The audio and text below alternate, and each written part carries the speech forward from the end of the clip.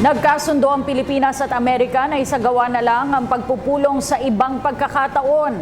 Ito ay matapos makansela ang bilateral talks ni Pangulong Rodrigo Duterte at US President Barack Obama ngayong araw, bunsod ng maaanghang at personal na komento ni Pangulong Duterte hinggil umano sa Pangulo ng Amerika. Paliwanag ng Pangulo, tugon lamang din ito sa mga report na tuturuan umano siya ni Obama sa usapin ng human rights at extrajudicial killings. Nilinaw rin ni Pangulong Duterte na wala siyang intensyon na makipag-away kay Obama na itinuturing na pinakamakapangyarihang lider sa buong mundo.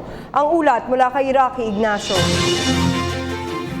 Nagpalabas ng opisyal na pahayag si Pangulong Rodrigo Duterte matapos makansela ang dapat sanang bilateral talks nito kay US President Barack Obama sa sidelines ng 28th at 29th ASEAN at iba pang pulong sa Vientiane, Laos.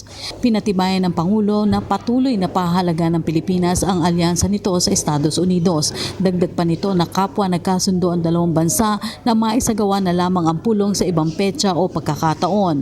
Paliwanag pa ng Pangulo, tumugon lamang ito sa press reports na posibleng lecturean umano siya ni President Obama sa usapin ng human rights at extrajudicial killings na nagresulta ng maanghang at personal na komento sa lider ng Amerika.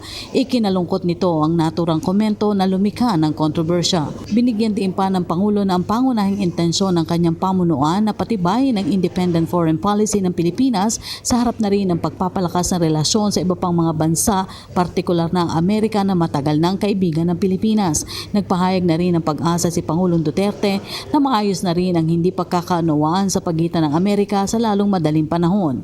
Sa panayam ng media sa kanyang pagdating sa Vientiane, sinabi nito na wala siyang intensyon na makipag-away kay Obama na itinuring nitong pinakamakapangyarihan lider sa mundo. I do not want to quarrel with him. He's the most powerful president of any country. Para sa PTV News, Rocky Ignacio, Vientiane, Laos.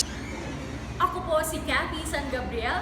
Subscribe na sa PTV YouTube channel. I-click lang po ang subscribe button.